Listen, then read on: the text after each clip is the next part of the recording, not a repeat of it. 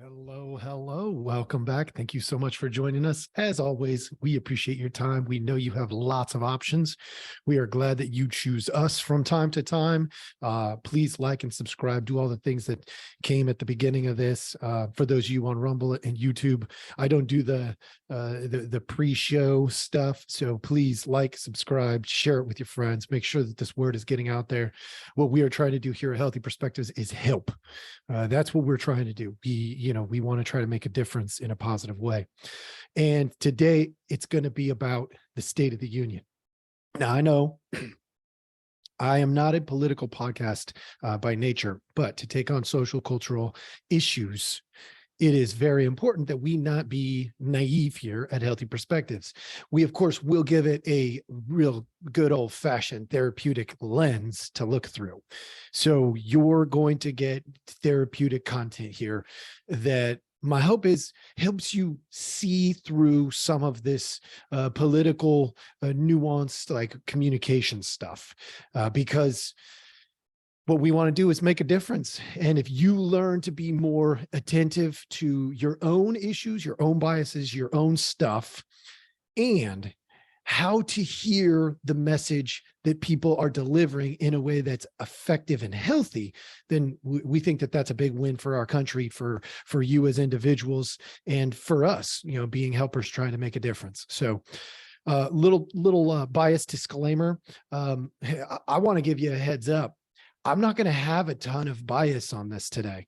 And you're probably going, oh, everybody's always biased. I know, but I'm specifically designing in so those fishing nets, those things that catch stuff and keep the bias out of this discussion today as much as I possibly can, knowing that no matter what, we are going to have blind spots. But I've got a framework that I'm going to go over, a therapeutic framework that I'm going to lay over the top of this State of the Union address by Joe Biden.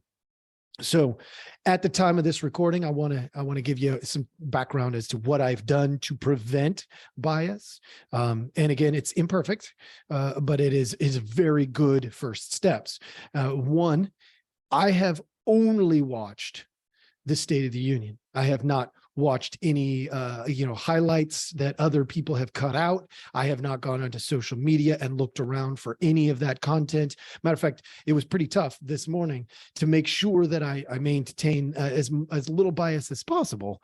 One of the things that I did when I got on to put my daily post on Facebook and Twitter and all of those different social media platforms, I went in and I did that, and I didn't look at the other stuff. I literally went in, did my post, got off. Matter of fact, probably one of the shortest time periods I've been on social media in months, because I wanted to maintain the least amount of bias possible.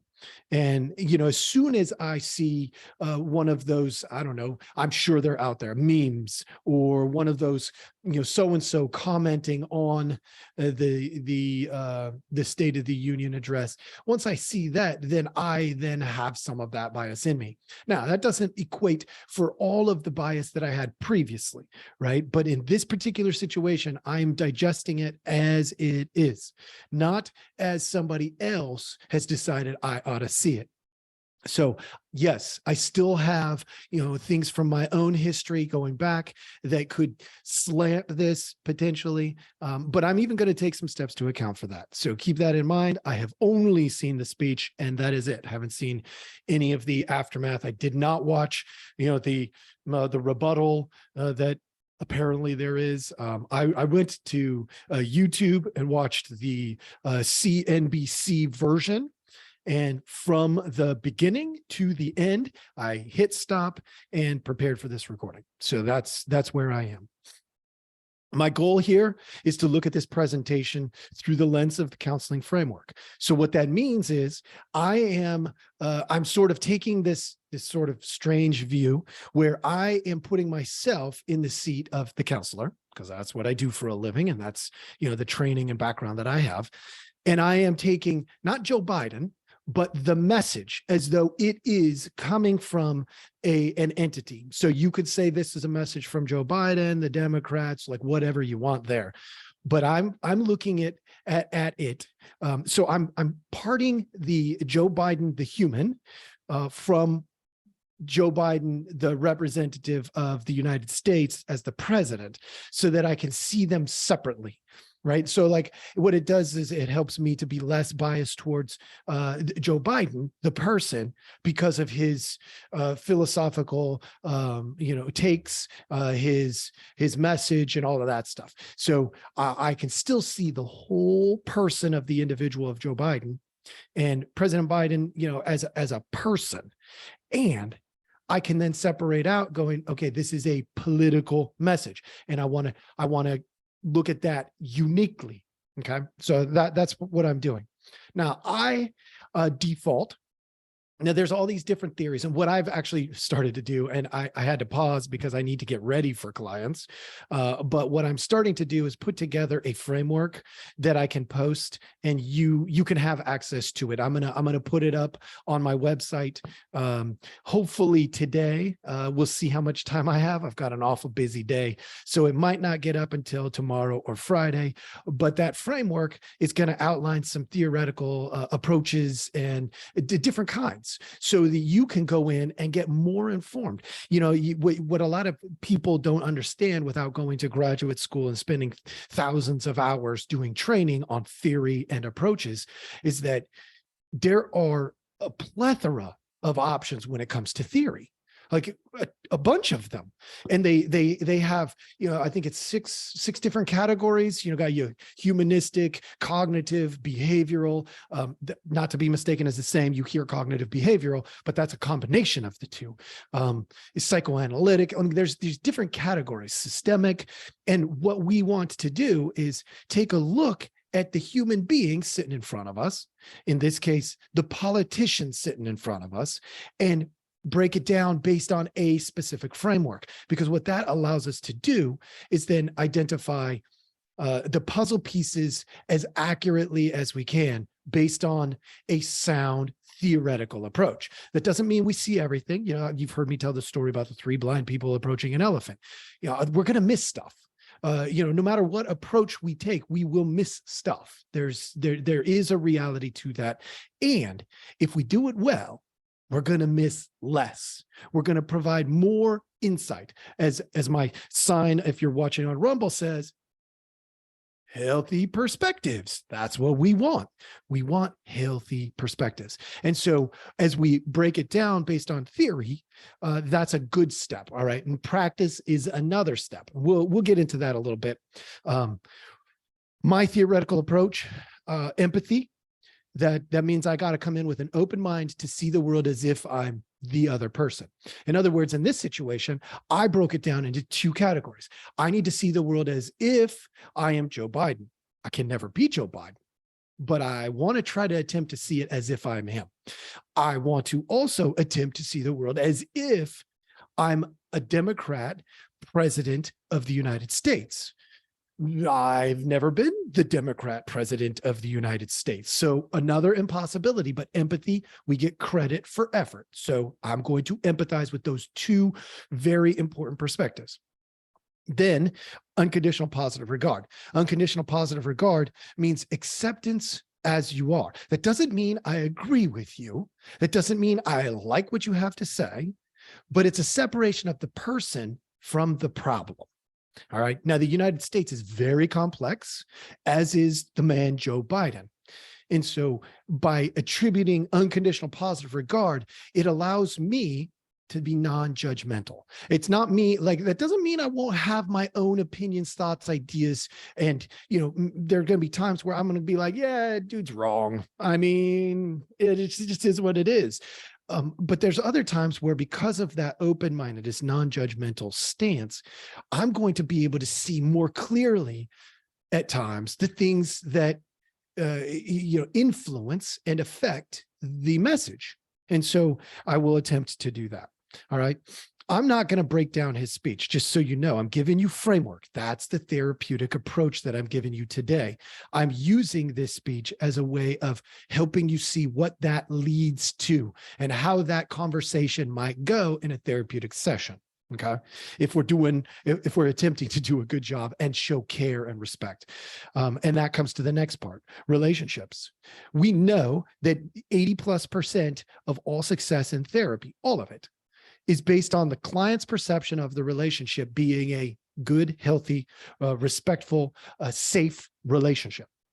We know that. That's just a reality. No matter what approach you pick, no matter what theory you subscribe to, 80% of our work is in connecting to, caring about the client, because if they perceive it as a good, healthy, respectful, loving, kind relationship, their healing improves, not just their perception of it, but their actual healing in life. Their ability to function at higher levels outside of therapy goes up. And that's the big win. That's what we're going for.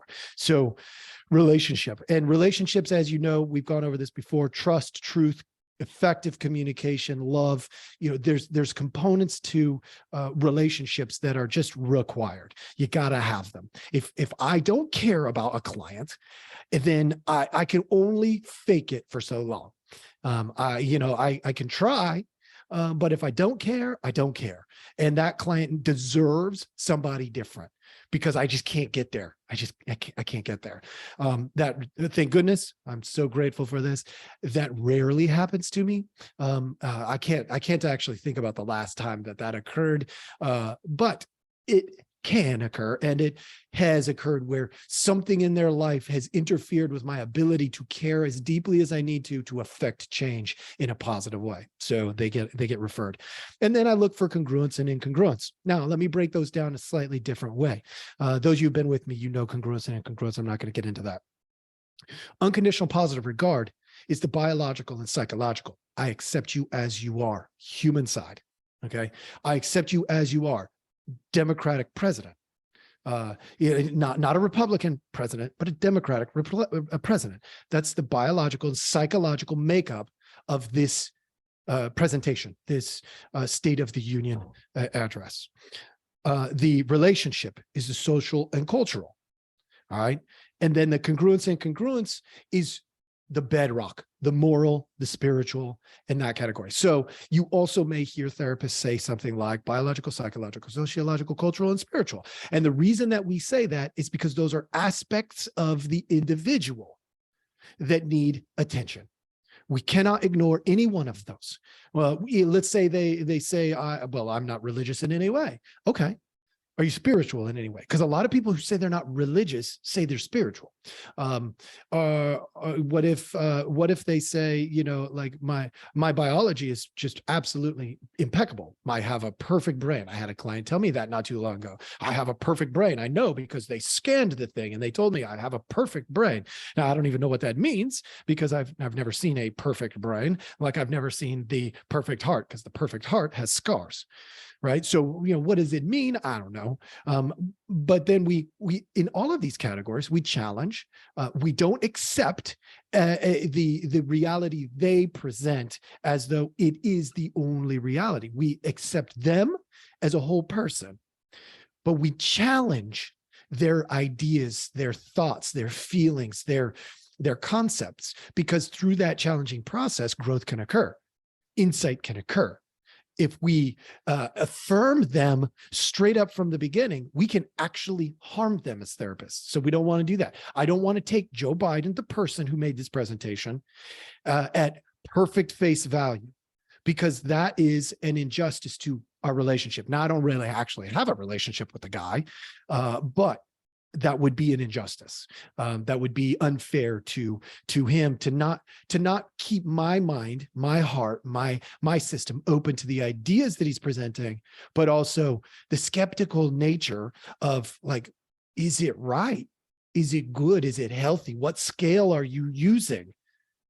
Right? Like, that's an important part to keep alive and active. And the same would be true when we look at a Democrat president of the United States, that other, as I described, the other part of the presentation. Now, they're mixed together in the State of the Union address. They're mixed together. So parting them out is one of those aspects of the therapeutic approach.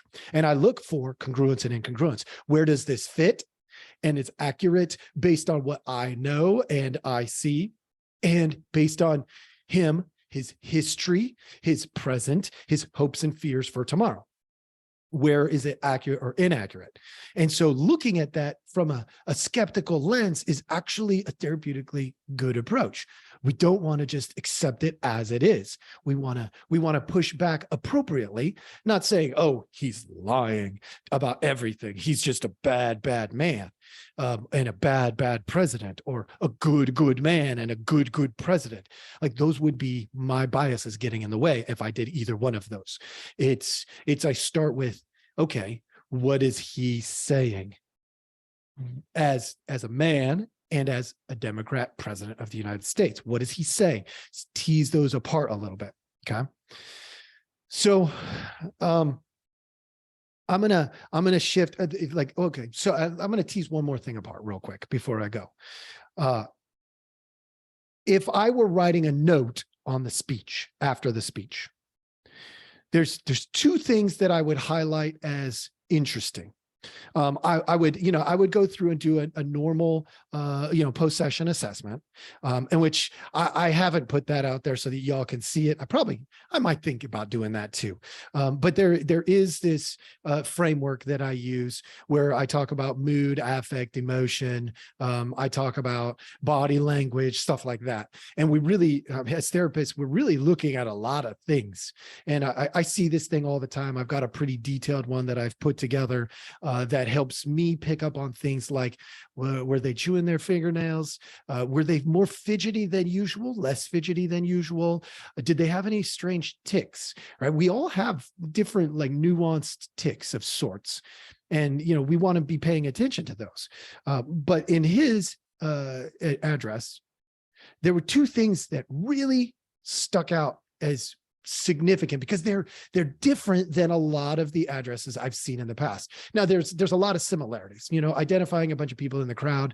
That's pretty typical. There's the idea of stating what the State of the Union is. Well, he waited until the end to do it, but he did state what he thinks the State of the Union is. And then, but there were two things. I'm going to highlight these. I know I've said it a few times, but there was a defensiveness about his approach that I found interesting. And it actually created some confrontational moments. Now, that's both normal and not normal. It's normal because there is some, there's philosophical differences between Democrats and Republicans. And so we typically see one side standing up, the other one is not, and so on. But in his address, he was very defensive at times and extremely confrontational at times. And I'm not talking about just a little bit. I'm talking about significantly more than is typical. They all do to a degree. They're a little more nuanced usually. His was overtly defensive and overtly confrontational. He did, however, do a really good job of biting his tongue at certain points. And so, that showed some restraint. Whatever that means, that's actually, when we're talking about politics, that's probably a good thing. We want to have some level of restraint, because philosophically, there's just different opinions in the room. It's just the way it is. Okay. So, the way you say it is powerful. I'm giving you a philosophy of my therapeutic approach. The way you say it is powerful. It matters. I really want to pay attention to the words. I want to pay attention to the body language. I want to pay attention to the paraverbals. I really want to pick up, because it's powerful. It's important. And what you don't say in a therapeutic setting is more powerful. Okay, you're going, what does that mean? Look, we intentionally leave things out. So as a therapist, one of the things I look for are the secrets, the lies, and the deceptions. Where is it that you're exaggerating or minimizing? Where is it that you're omitting information? Because that's a form of a lie, even if it's a version of secrets, but it's still in that category. Lies, secrets, and deceptions. Those are really important for me to pick up on, because I, as a therapist, have to find ways to get to know you as you are. And you clearly, if you're telling lies, keeping secrets, or being deceptive, you clearly have some defense mechanisms so that I don't know you in the way that you are, but the way that you want me to know you. And politicians are very, very good at this. We know this. This is no secret. So I'm looking for those things. Let me give you an example of this as I was observing. I was bringing some baggage. So let it be clear that this is baggage that I am bringing into it, because I have curiosities just like you and everybody else. And so I was waiting to hear about things like inflation. He covered that pretty well. Do I agree or disagree? That's a different conversation. But he did go into it. He didn't just ignore it. All right. So agree or disagree, we didn't have ignoring. So that's actually a positive thing. But what was left out? Let me give you a list I put together without going out and seeing what others are putting together. But there is a list that I have put together of curiosities that I had going into the State of the Union. I went in with, there's a lot of racial tension. So I wanted to see how the president was going to navigate racial tension. And I was left unimpressed, in terms of the depth that he went into it. He kept it pretty superficial, which is great in some ways and terrible in other ways. We have this divide going into it. And I really would love, if we're talking about social, fairness, I would really love to see a president. This is just my own bias. I would love to see a president who directly addresses it in a way that is healthy and good. Now, what is that? Now, that depends on who you are, what it looks like.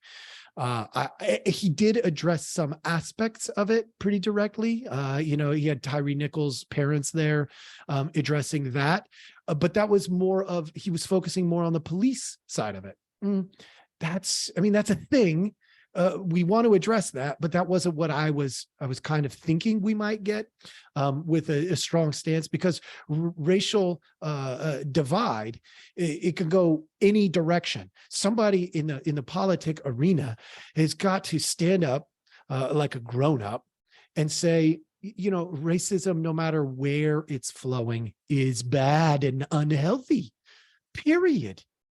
Like that is where, as a country, we need to go at some point when I look at it from a therapeutic lens, because there's no other option. There's no other option that's going to be even remotely healthy. None. So that didn't happen. Now, that's okay. He's not going to get it all perfect. He has a limited amount of time. I was also curious about the Department of Justice. Where was that going to come into the speech? It didn't. Classified documents. Not a thing in this speech.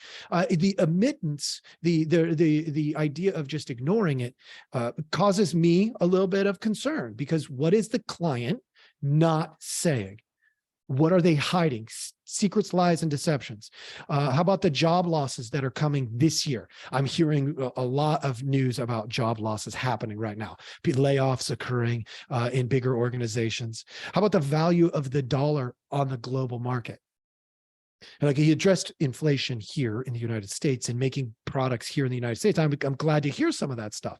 But what about on the global market? How's the dollar holding up? Risk of the big war in Ukraine as a result of our actions or inactions regarding that didn't come up. He did say he was going to stand behind Ukraine. That's fine. Like, as the president, he's got purview that I don't have. He's hopefully making the decision based on what's best for you and me as citizens of the United States. But what is the risk?